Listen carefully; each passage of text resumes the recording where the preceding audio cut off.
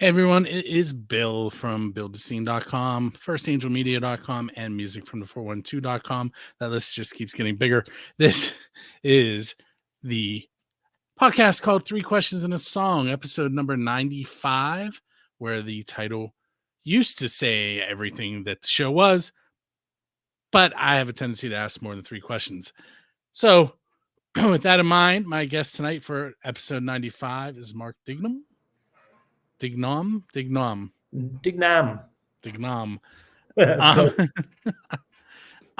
Who is originally from the Dublin area of Ireland.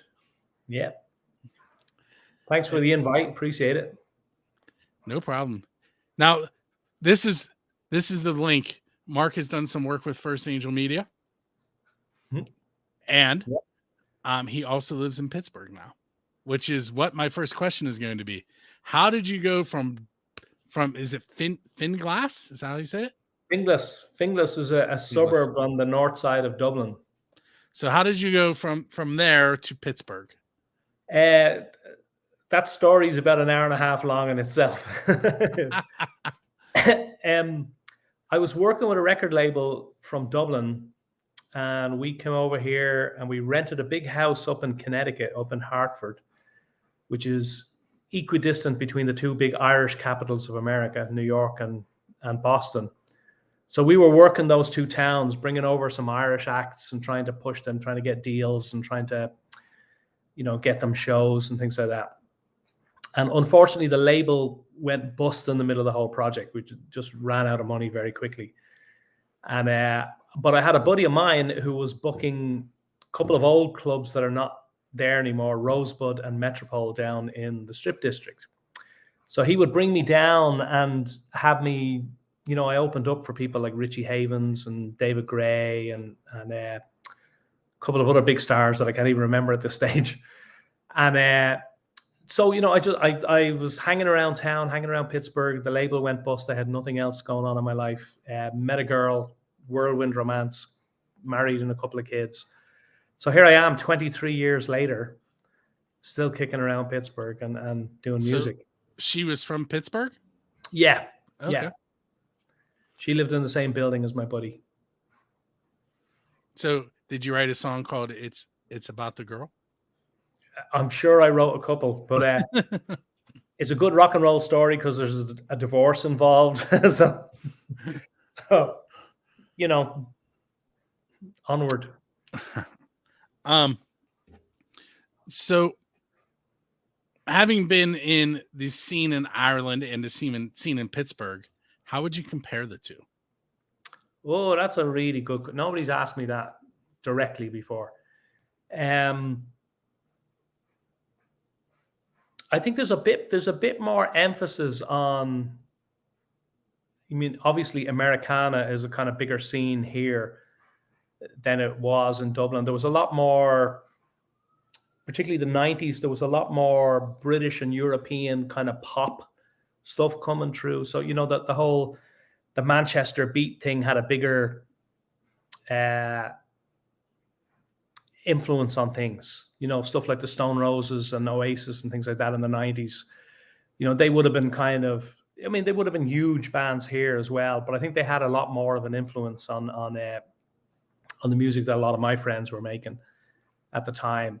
And here I could definitely feel the Americana and roots kind of stuff a lot more, particularly around here, since it's kind of like the gateway to the Midwest and the gateway to the South. So I think that was the biggest differences for me. So I'm known to ask some odd questions, and I love odd questions. So here's my first one for you. If you're standing at the crossroads that Robert Johnson supposedly stood at, waiting for the devil to show up, what are you there to sell your soul to gain? What am I there to sell my soul to gain? Yeah. What's that major thing that is a goal for you that you haven't reached yet, that you're almost willing to give the devil your soul for? I think it would be to go backward, meet myself when I was younger with the knowledge I have now. I think that would be a big one for me. I keep saying lately, like, if I only knew then what I know now, I think I would have been a lot more relaxed about probably everything, particularly music and the idea of what a career in the music industry really is, and realizing that nobody's really in charge. It's like, you always think there's this place where the music industry actually is, and that you're not around it and you've got to get to it. And I think that's the biggest lesson I think I've learned, that I'd love to go back and meet young Mark and give that to him. Is, that to a large degree, the music industry is exactly where you're standing, depending on what you're doing. But it's not necessarily always about geography.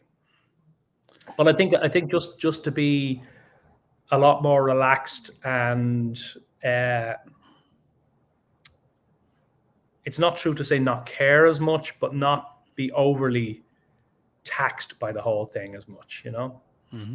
That makes sense. You get that? It does. And you also, you like led me to a question that I wasn't going to ask, but now I have to.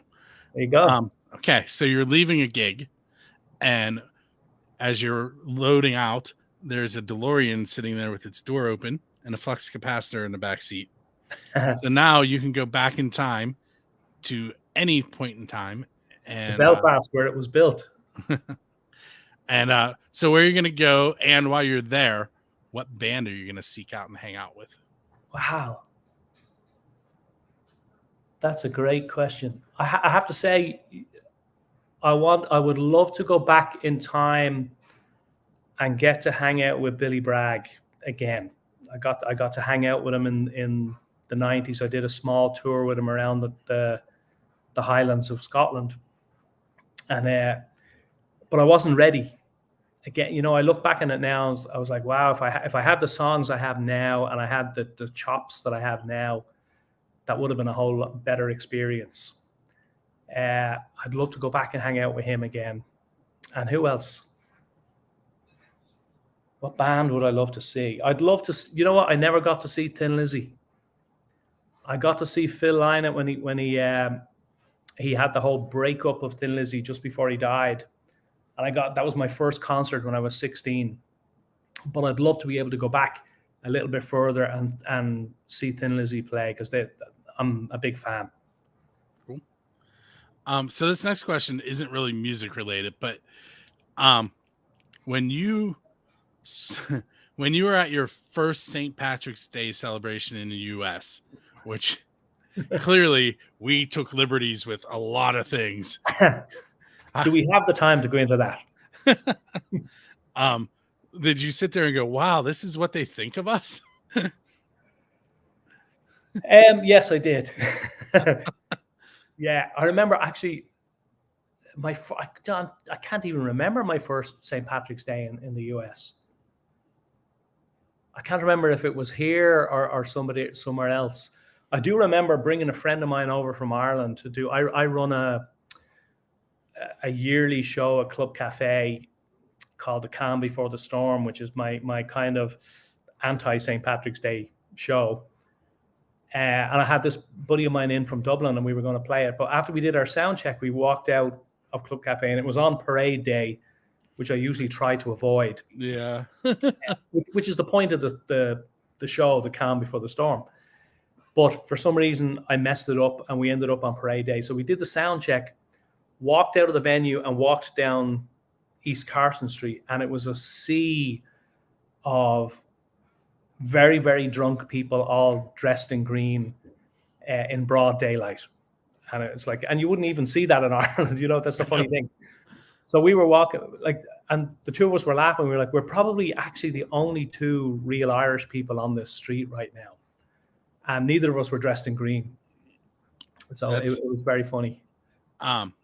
Correct me if I'm wrong, but for the longest time, there was it was illegal to drink alcohol on St. Patrick's Day in Ireland. Was it? I don't know about. It probably was. Yeah. I mean, that's the thing people don't realize. Like back in history, I mean, the Irish were quite pious, and some of the storyline is about the drinking started when they came here. Well, you've been here for that reason. But it was more because after all the atrocities that happened to them in history, that they were seriously depressed. They were like, we have to leave our country, and we're working hard to try and make it here in this foreign country. And they really started doing a lot of the drinking here, and plus it's a stereotype that was just absolutely put upon us at the time just to keep us down.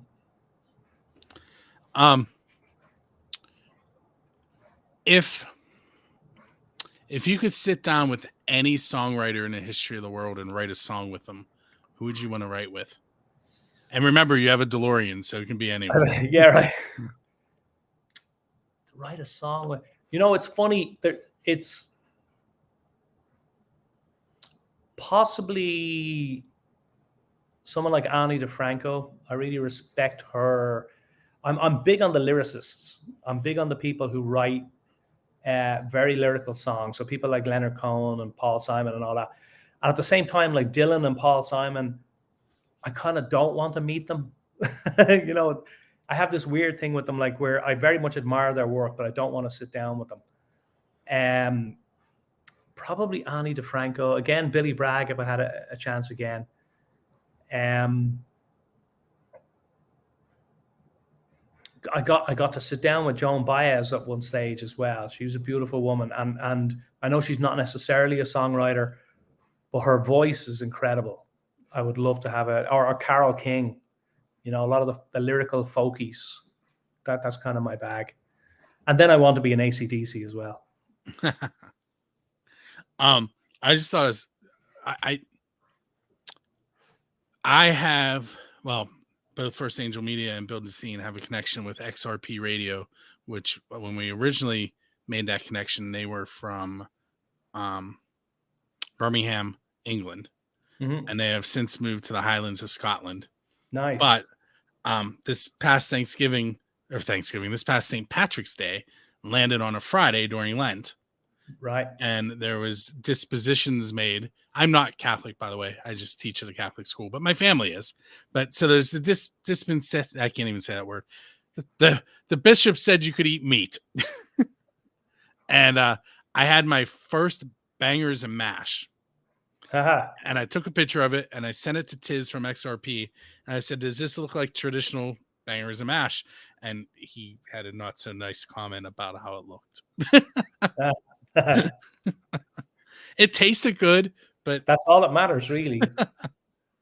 Yeah, I never had even heard of it, and it was on the menu, and I was like, "Huh, let's see what that's like." That's funny. But before we get too much further, why don't you tell me about your song "Angels of Mercy"? Sure. It came about during the pandemic. My mother was very sick in Dublin, and pretty much she died in the middle of the whole pandemic. And of course, with all the restrictions, I wasn't able to leave. I had to stay here. So it was very, very hard. I literally had to watch my mother die over a screen. Oh. And but in the middle of all of that, as I was watching one afternoon, this nurse came in and was taking care of her. And I was just blown away by the idea of, here's this man who is, he's left his home in the middle of a time when everyone else is not allowed out. And he's gone and he's doing his job looking after my mother in the middle of a deadly pandemic. And not just that, but the actual care that he was given to her at the time, to me, was just gorgeous. It was really, really gorgeous. And it stuck with me for weeks and weeks. I found it very hard to write anything for weeks, just because of the whole experience. But when I did, that was the first thing my mind went to. It was like the care that person gave to my mother in the middle of this really, really hard time. And then I thought about, the whole medical profession, nurses in particular, who did such an amazing job. So it's pretty much, it's a tribute to nurses and medical professionals that went through all of that and kept going. I read it in the about that you sent me, and I was like, this is going to be a good one to talk about. Yeah.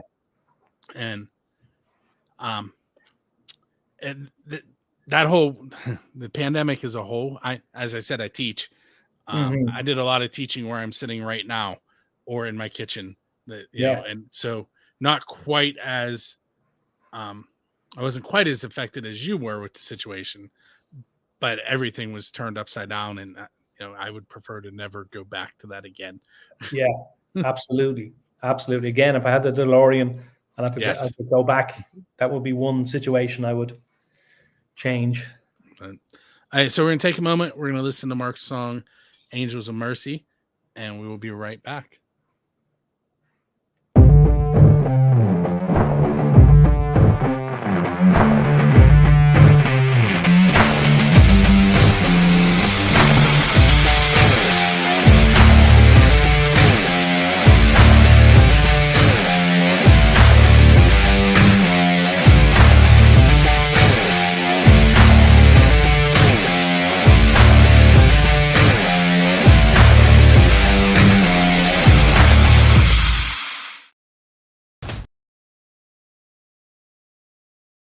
Catch the Pennsylvania Rock Show live Mondays on Music from the 412. Join host Bill Damiano for music and exclusive interviews with the best unsigned bands Pennsylvania has to offer. Featuring the best variety of rock and metal with new shows every week. Plus, you can catch replays every Saturday morning and stream us on the radio. Want to get your band featured in an upcoming episode? Visit Build the Scene online for submissions and additional information. Okay, so I played 2 commercials. That's your prerogative. Well, one of them was mine. I had to throw me in there. Before I forget, because I really had fallen away from the template that I had been running on this show, and now that I'm trying to get back to it, I keep forgetting to do the question from the previous guest and to have you ask a question of the next guest. So we're going to do that right now. Right.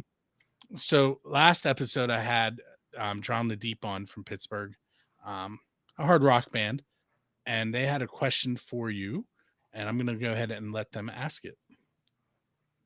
You have a question for the next guest. Oh, we do. Yes. So our question, we looked up a little bit of Mark's stuff. I don't want to butcher his last name, so I'm not going to. I think having a name that people often put, guess on. I don't get upset by it, but I understand that. But yeah, our question for Mark would be, looking at his stuff, saw he's really lyrically driven as well. The question for him would be, how do you find yourself pulling new inspiration for new lyrical patterns? Lyrical patterns in particular. Interesting. I don't know that I necessarily even think of lyrical patterns consciously. I mean, I think for me, it's about storytelling. For me, it's about, I think of my songs almost in cinematic kind of terms. I'm always picturing a scene, and I've got characters in the scene, and I'm trying to make them do things or say things or react to things. And particularly, ideas. I always say my songs are basically a sociology class with a guitar involved.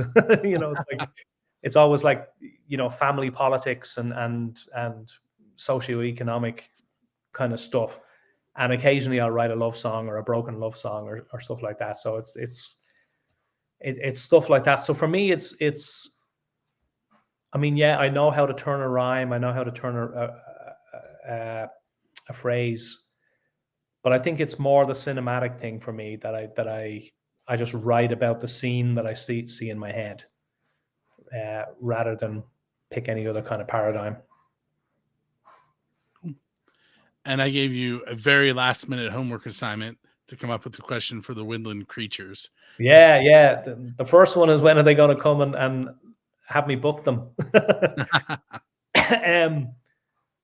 I think the tour stories, I guess, sprung to mind I saw them on a stage, and I was like, I wonder, do they have any good tour stories, any good, favorite venues, favorite tours, or funny tour stories?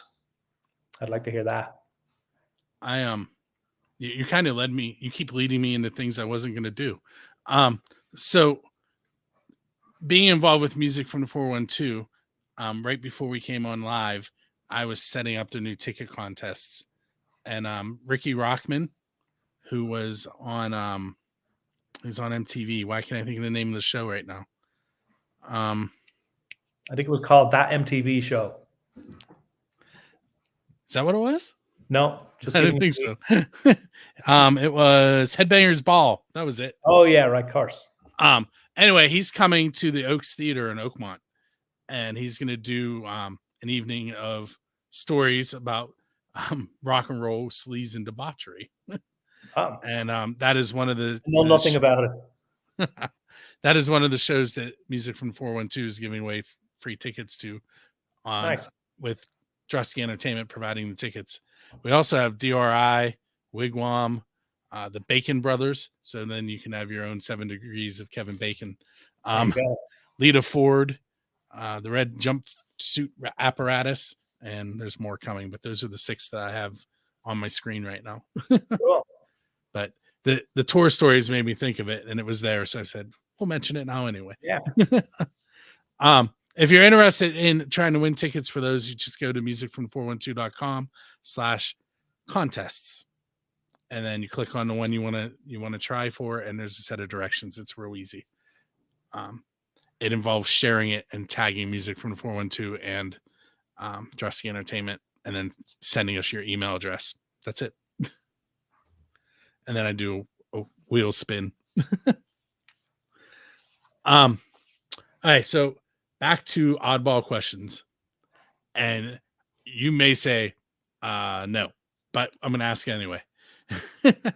What is the best pizza you've had because you are a musician? The best pizza I've had actually is here in Pittsburgh. Well, I mean, New York pizza is good. I've had a really good calzone in Germany. But Badamo's over on the north side. That's my favorite pizza right now. I'm just I did a whole handful of gigs recently in the Monterey, which is a great little Irish bar over on Monterey Street on the north side. But quite close to it is Badamo's pizza. So that's my favorite.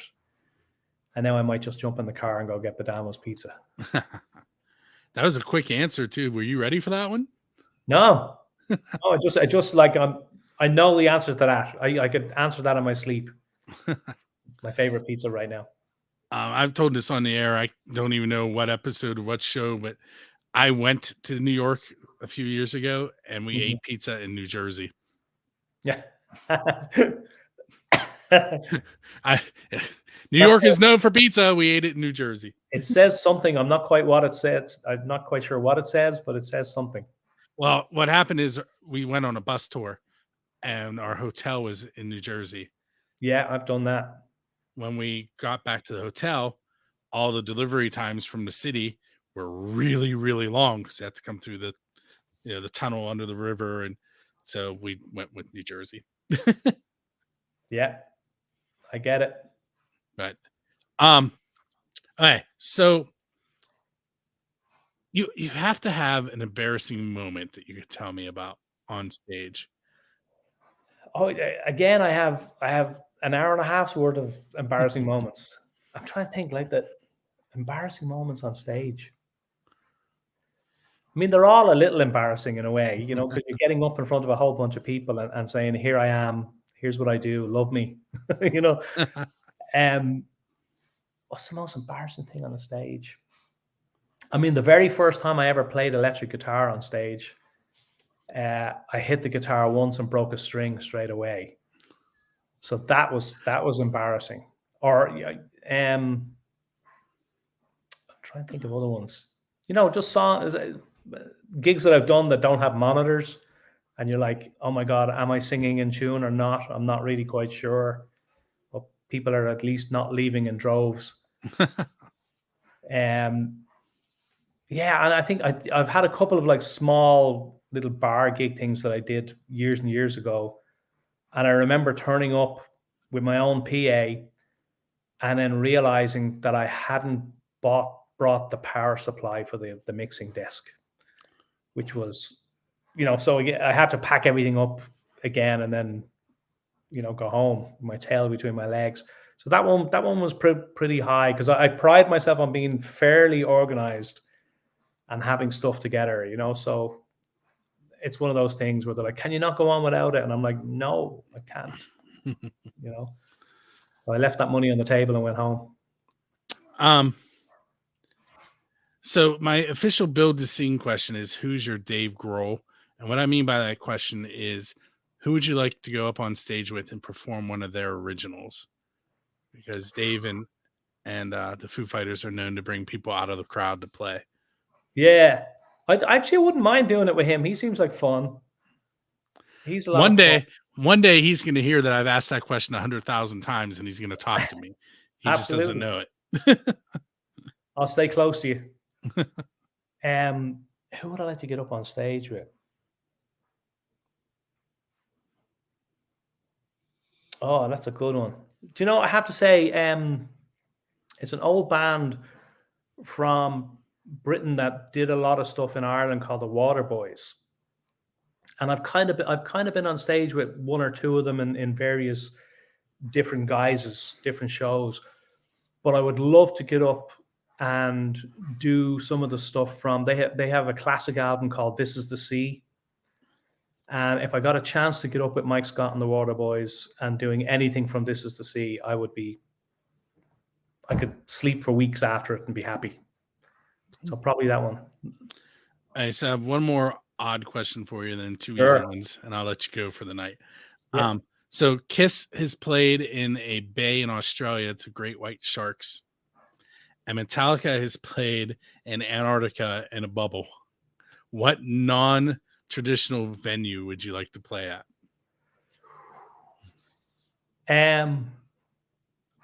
What non-traditional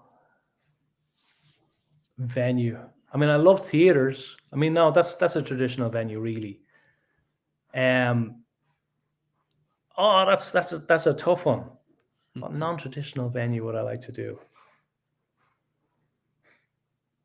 I think like a small stage on the most out of the way mountainside that you could get. Something very away from everything. Almost where you're like, where the hell do we plug anything in? How do we do that? If you're outdoors, you could get some amazing natural reverb. Yeah, absolutely. The valley. All right, so two easy questions, I promise you. What's up next? What's up next for you? You need me to repeat that one? What's up next for you? What's up next for me?